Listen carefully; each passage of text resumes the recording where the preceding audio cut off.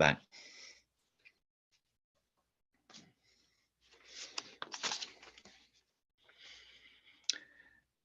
Hello, everyone, and thank you for being here for another session of White Feather Counsel of Men podcast that is sponsored by the Trinity Episcopal Church in Charlottesville, Virginia. We have a very exciting session for us tonight. We have the co-founders of an organization, a hospitality organization, nonprofit in Charlotte, North Carolina. They are Helms, Jarrell, and Greg Jarrell. I will say that Helms, Jarrell, does have a girl name associated with that at some point. Her name is Jennifer, but everybody knows her as Helms. So this is Helms and Greg Jarrell. And I know them from 20 or 25 years ago when I was on the staff at a seminary in Richmond, Virginia called BTSR, Baptist Theological Seminary at Richmond. And they were these wide-eyed, idealistic students that came in to change the world. And what I'll say about them is that they have. It's amazing what they've done. They are two people who I would call heroes of my life. They may not know that word associated with them. I remember them telling me their story a long time ago of how they had a vision of establishing this community in an inner city somewhere. And I thought, yeah, go for it. And I just knew that it would never happen just because they were so wide-eyed at that point and didn't know the realism about the world. But they've made it happen. And it's incredible what they've done. So they're not just idealistic, but they're doing it. And I just respect the heck out of them for what they've done and who they are. They are both so creative. Helms is an artist and does a lot of programming around artistic development and work. They're very creative with the programming that they develop and what they offer the community. Greg is a musician and is an author. In fact, Greg was interviewed earlier on another session of this podcast. So if you haven't already caught that one, you need to catch it. He has written a book that will be published in February. But this session is about their work with the QC Family Tree nonprofit organization. And thanks, Helms and Jarrell, for being here. I'll let y'all say hello real quickly first, and then I'll start with the first question. Okay. Thanks for being here. Yeah, we're glad to be here. Thank you. Yeah, thanks, Ward. Excited to be with you and to have a chance to meet Philip tonight.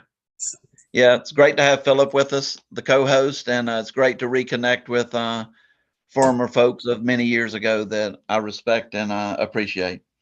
Let's jump right into it, if you don't mind. I'd like for you to just tell our listeners what your organization is about and sort of just maybe how it developed, major efforts you're involved in, maybe the opportunities and programs offered.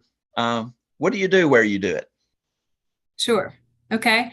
QC Family Tree. QC is short for Queen City. Charlotte is known as the Queen City for Queen Charlotte. And so that kind of helps to understand where we are. We're on Catawba land, sugary land in Charlotte, North Carolina, on the west side of Charlotte. And we moved here to start this kind of work in August of 2005. And at the time, we were interested in looking towards moving into a neighborhood that was experiencing poverty, because we one of the tenets of our faith is the Beatitudes, and there's a part of the ancient scripture that says, "Blessed are the poor, for they will inherit the kingdom of God." So we felt like if we wanted to know about the kingdom of God, we needed to be in and among the poor. So that brought us to our neighborhood with several other research moments and thinking through moments. And we've been in this neighborhood ever since. QC Family Tree started out as an intentional community. We shared a household and a bank account and all those things with some other folks. And we offered hospitality in our home for people who were experiencing homelessness or transition, with the idea that we weren't exactly sure what what we were in for, but we felt like that was what we could do to embody what we believed. So then over the course of time, being planted in the neighborhood and making relationships with people, we tried to respond to what the gifts were of the community and also what the needs are of the community. And our work has been informed by neighborhood assets and neighborhood needs. So now we work along two branches. One of them, we call ourselves cultural organizers. We work as cultural workers and community organizers, sort of fused in that way. So we heard a trainer a couple of weeks ago from the Racial Equity Institute use the phrase, culture eats policy for lunch. Oh, gosh. And so if we're going to change the course that we're on, then we have to do the work of changing the culture that we live inside that helps us to reproduce the results of inequality, of racial oppression, of the destruction of bodies and neighborhoods for the sake of white supremacy, for the sake of capitalism and money and greed and avarice. And so we have to work on that culture. And so we organize against racism using the tools of culture, whether that's storytelling, visual arts, music, and our organization helps to support artists, especially Black artists who are doing that kind of justice work. The other piece for us is affordable housing. Our neighborhood has experienced long-term disinvestment up until just a few years ago. And so before the prices shot up around here, we were given some houses that people didn't want anymore. And we were able to purchase a couple out from a couple of bad landlords. And so we now manage 8 house units, some apartments, some single family houses that are held as long-term affordable housing. Our rents here in the neighborhood generally are $1,000 to $1,500 for a 2-bedroom apartment. We hold the rents around $550 to help folks who are facing displacement to be here and to be stable. And so a lot of our cultural work works on housing policy, housing conceptions, because that issue is kind of basic to meeting people's material needs. Wow. Well, it sounds like challenging work and takes true calling to be invested in that. We're going to talk a lot of this session on the aspects of racism, racial justice or injustice, racial reconciliation. But before we dive right into that, Phil, do you have any follow-up questions to this beginning part? Just a question just based on what Greg just shared. Do you find support or lack of support from the local leadership or government there in Charlotte with regard to the work that you're doing? It shifts over time. When we were doing a lot of youth leadership development, we had a lot of church support at that time. And I think this speaks to some of the ideas around white saviorism, anti-racism, in that we had a lot of our imagery, the things that we had, pictures of young Black kids being helped by white folks. And so we received lots of contributions at that time. When we shifted our work more towards a little bit more rooted, more getting at the cause, not that we're not doing direct services and those kinds of things, but when we shifted our work and we didn't have that same kind of look, our funding has reduced, but it's also reduced in the middle of an economic kind of turn down. So it's hard to tell, is there a 1-for-1? And then in our local government, QC Family Tree we have often done things sort of off the radar and out of the box. And so a lot of times you have to prove to government people that you can make a win, or that you can prove yourself to be a viable option. And we're moving in that direction, but we haven't been able to necessarily prove with the matrix and the metrics that the government might want. Mm-hmm. Well, you mentioned out of the box. You've always been out of the box people. I knew you as students as being out of the box people, and that's what drew me to you, of course. Yeah. But in relation to that, where did you? I'm interested again, right before we get into all the racism aspects of what this conversation is really about. I'm interested in what drew you, or how you chose this neighborhood, or how the neighborhood chose you, and maybe its influence in your work, and maybe just some about being located um, in that specific neighborhood that you are. Did you ever feel out of the box there, or yeah, something about that aspect? Sure. When we moved here with a handful of friends, we had met a couple of folks locally who kind of pointed us in the general direction of West Charlotte, which a former mayor called the catchment area of urban renewal, meaning that blockbusting and the whole series of injustices had white flight had happened here, and so there's a whole district of Black neighborhoods that had experienced long-term disinvestment. And so we started looking around. We drove through every neighborhood on the west side. We were attracted to this one for a couple of reasons. We met some cool people here while we were looking around. This neighborhood was a little more middle class when it was built, and so it had houses that were large enough to fit two couples and still have space for hospitality. So some of it was just a very practical kind of decision. So that's how we wound up landing here. Well, that's great. I do want to switch. A lot of this conversation, as you may know, on this podcast is about racial reconciliation, racial division, how we can overcome racial inequities, moving toward racial justice, dealing with issues of white supremacy, those kinds of things. So, in thinking about all of that, race, racism, the healing that needs to be done, and your work, huge question out there is maybe what successes have you had in programming or relationships, and maybe what difficulties and challenges have you faced? So, in a sense, what has worked, what hasn't worked, what are you doing there? Mm-hmm. Yeah. Oh, it's easy to start with what hasn't worked. Okay. I feel like when we came, we were naive and romanticized a lot of different things and had, we were just going to try all the things. And that was wonderful and good energy, but it also resulted in a good bit of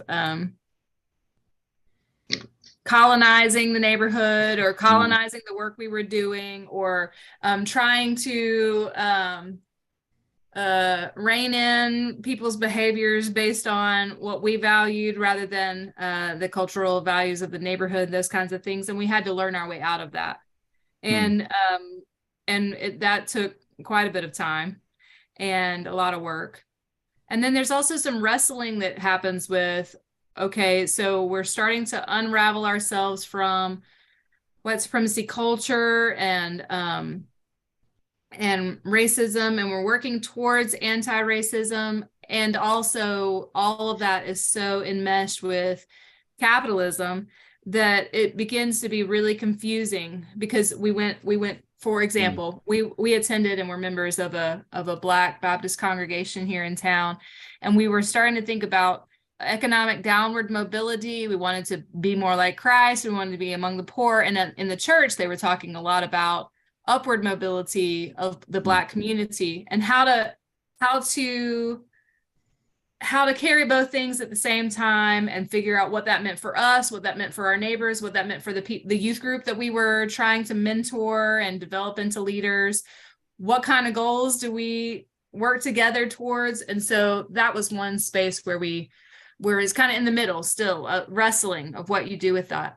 I think some success that we've had is that we have found ways over time to give away a lot of our the power that we have in things such as titles, keys, space for people to use, salaries, and those kinds of things. And so we've been able to kind of take ourselves out of the picture of like the primary leadership of QC Family Tree. We now share that, or the primary leadership of some of our programming. Now, people of color who are in the neighborhood, who are rooted, who have been here a long time, or who are more heavily impacted by the inequity that we're trying to address, are leading the programs and the goals and those kinds of things.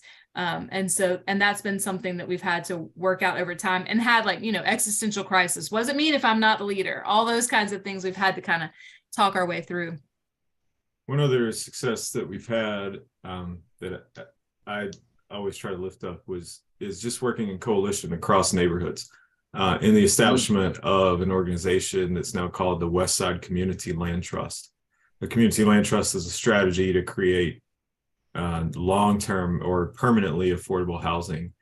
And so with our living room filled up one night for a meeting, we had 35 or 40 people crammed in the living room for this organizing meeting across multiple neighborhoods. Wow. And the long-term fruit of that meeting turned into the founding of Westside Community Land Trust. It took us years of slow and patient work across race and class and across neighborhoods, but building this coalition. And several years later, after the formal establishment of that, we now have dozens of houses that are in process with that Community Land Trust, as well as a senior development that's currently under construction, building 120 long-term affordable senior housing units. So that's been a huge success. It's not ours, but we were part of it. And so working in those sorts of coalitions has been really, really good success for us. Wow. It's just, I can't, it's hard for me to separate the work that you're doing in regard to, I can go back a little bit, because when Warren first started describing the two of you to me back when you guys were in seminary together, and being able to talk then about the work you wanted to do that you're doing now. And it just goes right back to Jeremiah 29:11. That was planted. That was planted. And it's just wonderful to see that you started having the vision way back when you was in seminary, and you're doing this wonderful work. Just like when Jesus was talking to the rich man and he told him to go sell everything and go and help and interact with the poor. That's the work that you're doing. And this is just so wonderful to just meet you and know that what you're doing in regard to the challenges that you may face, but you still go forth and do that. And when you talk about gaining trust in a community that has been labeled with poverty and crime and all of that stuff, how has that worked? When you can put a face or put a label on a feeling of, you have gained that sense of trust. Because I know at some point it probably was difficult, but you continue to made yourself a present. And I would assume trust has to be centered for a lot of the families that you interact with. Yeah, you're right. And at the beginning, people used to say like, well, how are people receiving you? And I'm like, oh, we're fine. Like no one sees anything different about us. And I really did believe that. I didn't really get a overt sense that we were being rejected in any kind of way. And over the course of time, though, I began to see that there was like a mask that people had on when they were around us. There was a lot of code switching. And you could tell that people were changing the way that they were talking, changing the way they were holding themselves, because they were talking to us as white folks and also as Christians. We got, in fact, our first label that I heard from a neighbor was y'all are the Christians, and didn't hear really white until a little bit later, which, in a lot of circles, Christian is code for white. So could have just been saying it without saying it. And so, but I think at that point we were making a lot of mistakes about how to build trust. we were, I mean, I told the story the other day that we were running around just grabbing children off the street, assuming that they were not taken care of and inviting them over for meals and stuff like that. And one time I went over to the basketball gym, the community center, to tell everybody we had some extra food, come get some food. And when they came all over and ate lunch, and then they went back to the gym, and when they got back to the gym, somebody's mama came storming through that gym, and she let me have it. And rightly so. I took her child out of supervision where she knew that they were. And so there was a lot of mishaps and a lot of kind of having to make up for it, tuck your tail and be humble and learn differently than what you did before. So that's a big part of trust building, I think. And then longevity. I mean, we've been here for a long time. And when we did at some points kind of take in teenagers who needed kind of a pseudo foster care moment, a family member could take them in, and that was us. And they're fighting and punching things and slamming doors, and we don't even have kids yet, so this is not our lifestyle. And then just still remaining there and keeping the door open, and people stealing things, and we still remain there and keep the door open, and all these kinds of things I think over time have shown that we're trustworthy. Sure. So how do you move towards, final question for me, how do you, as far as what's needed next, as far as reconciliation, some sense of racial harmony, what do you think is needed to try to move that needle some? Yeah, I mean, for Helms and I, as white folks who've had now the life experience that we've had, the significant motion of the next chapter for us is speaking to our own people. Right. So we have some street cred.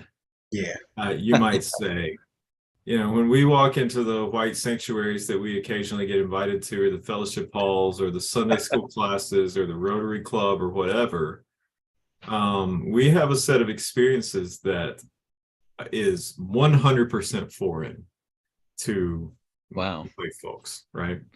And so the next piece of our work, continuing the affordable housing work, right? Continuing the community organizing here, but also doing the organizing in what's sort of naturally our communities of birth, the white communities that we came from, to go back and say, look, we've been doing this wrong all along.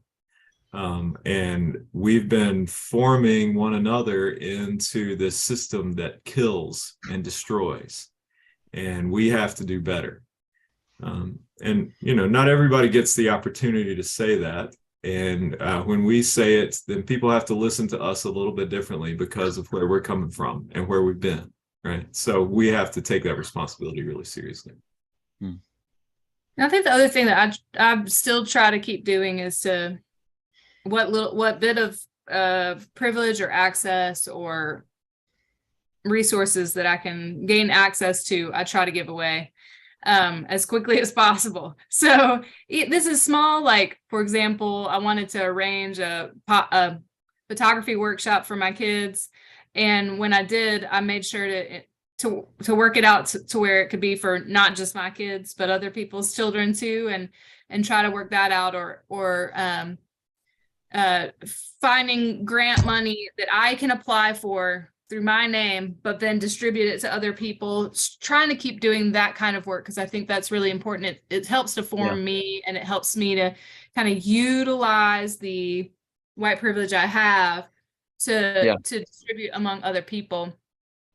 And then so far as the place of challenge that I'm still trying to figure out is how can we be about reparation in real actual terms and not just in conversation?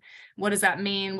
And then thinking through important questions like, what's the difference between federal reparation and just your own kind of personal ways of repairing harm? So those are some things that I'm being challenged by right now as well.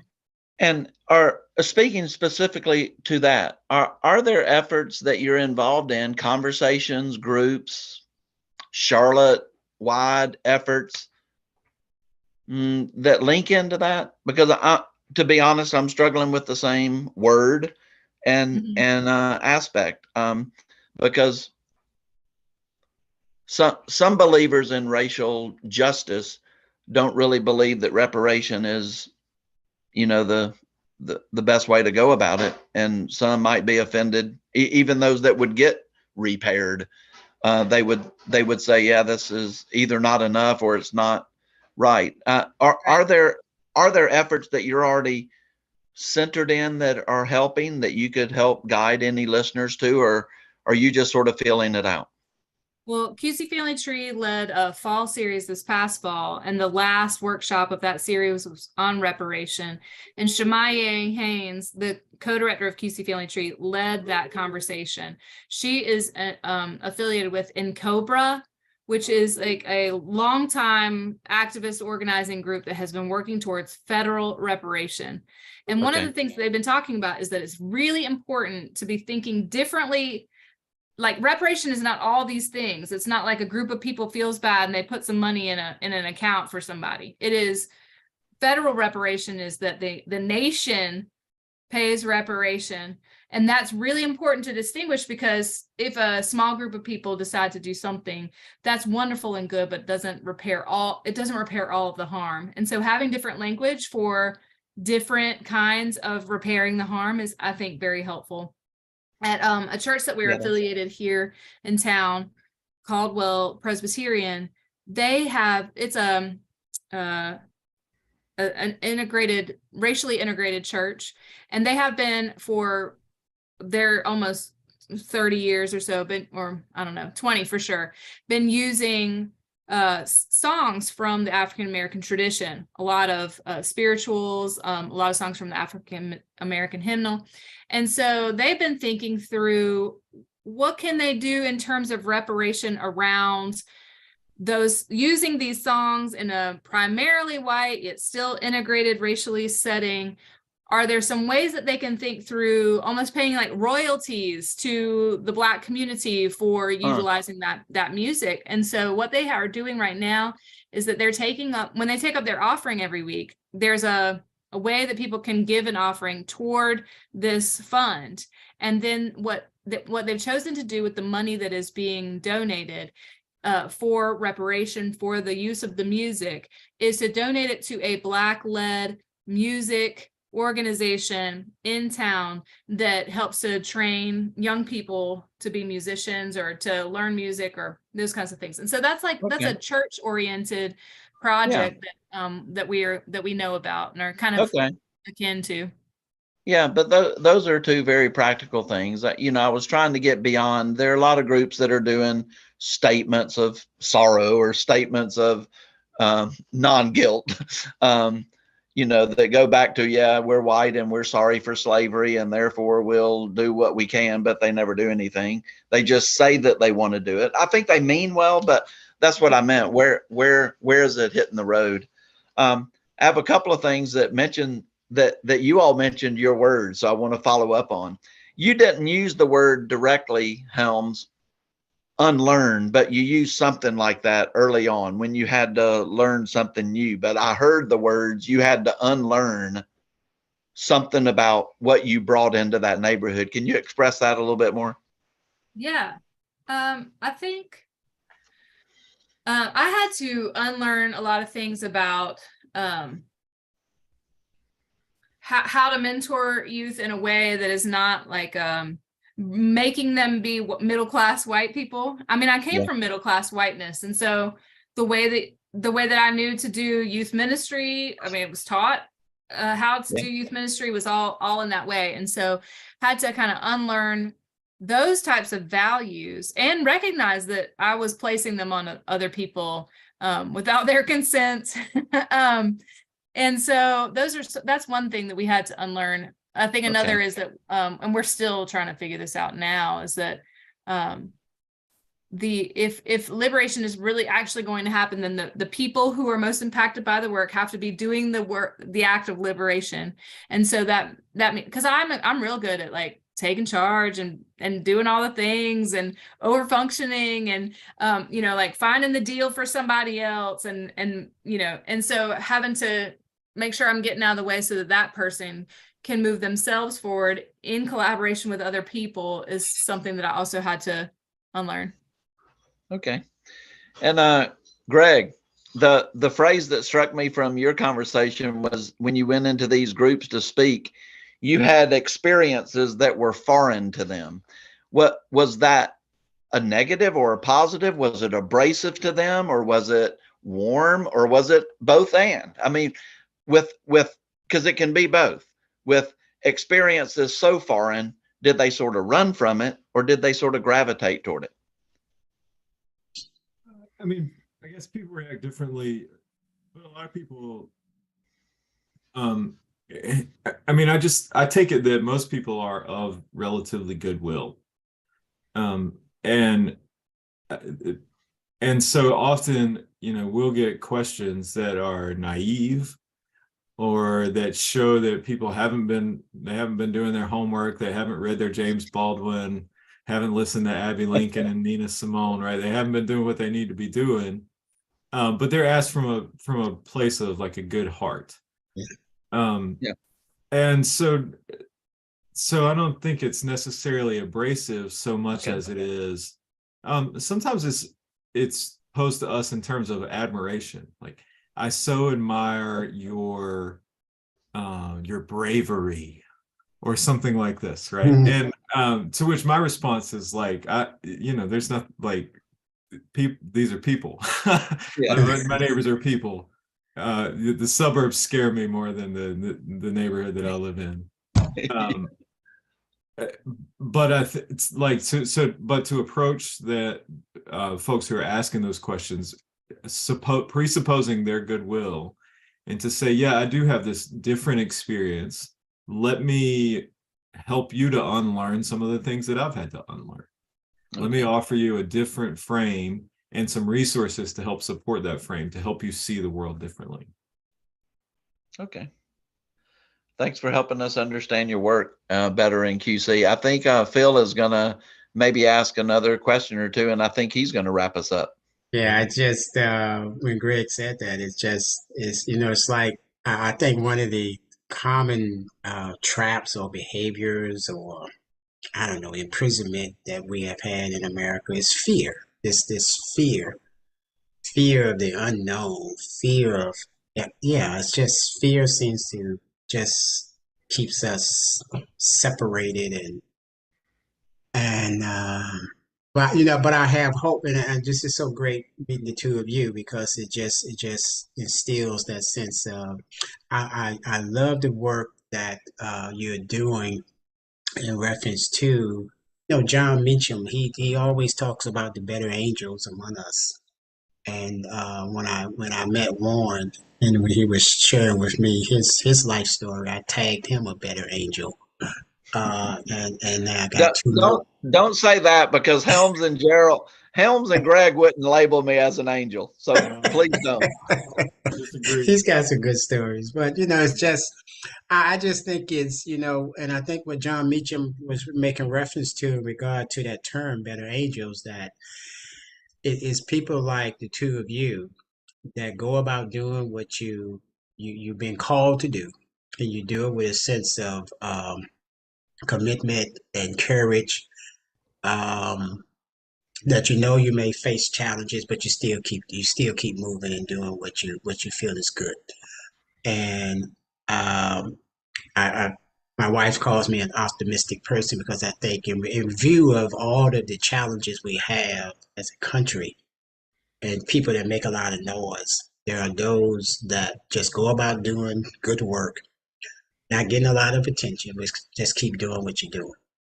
And that gives me hope. And just having the opportunity to meet the two of you and listen to your work, the mission that you've been given, the task that you've been given, you take it on. And as you say, others may look at you and be marvel at you, or they uncomfortable with it in your presence, but they still know what you're doing. They feel that, and I just wanted to just share that with you. I'm so pleased to have this opportunity to meet you. Thank you so much. Yeah, thank you, Phil. Yeah. So we will end this session at this time. We hope that something that's been said by Helms and Greg that would inspire those that took the opportunity to view this podcast. It is probably one of the most important podcasts that Juan and I have done to this date, and I'm sure that I would probably go back and look at it myself again because I'm sure I missed something that I want to be able to share with other people in person, um, or in a future podcast. But we thank you so much for joining us, and we're so pleased that the Hams and Greg took the time to be with us, and not find it robbery of their personal time to join Warren and I. And I just love this relationship, and that you guys have had with Warren since all three of you were young, bright, with all of the ideas to heal the world, and you're doing a good job at it. Good job. So pleased to have you as our guest tonight, and thank you so much. So we'd like for you guys to share your closing comments, and then we'll say good night. All right. Well, y'all come see us. Come on down to Charlotte, get the grand tour, stay a while, and you can follow QC Family Tree stuff on Instagram. It's at QC Family Tree or qcfamilytree.org. And then we both have our own artist websites as well. Mine is helmsjarrell.com and Greg's is gregjarrell.com. So people can find us there too with the other cultural work that we do. Good. And Greg, do you have a blog going on too as well? Yeah, I use a platform called Substack, so you can just search for me on Substack, and it mostly about the book that I've been working on, that will be out in February. Yeah. Yeah. Good. Thanks, you too. It's been a pleasure talking with you about your great work there in Charlotte, and all of you listeners. They would also accept any donations to help carry on the work of their great work, all their efforts there, and it's a great work to support. And I appreciate your work there in the presence of a lot of folks and a place that not many people would choose. So thank you for choosing it, and thank you for what you do for the work of us. Phil, do you want to tune us out? Yes. Okay. So we thank you. We thank everyone. Definitely again. I can't say it enough. We thank Hams and Greg for taking the time to share with us this evening. And I'm just filled with yeah. It's just been wonderful to have this opportunity to be with them. And we look forward to having our guests to join us on our next session. And if you want to follow up with any comments, you can just reach us through our email at wfcounselomen@gmail.com. So we like to go out at this time. We say good night. Thank you so much. Good night, all. Thank you. Okay. All right, that's probably enough time that he has.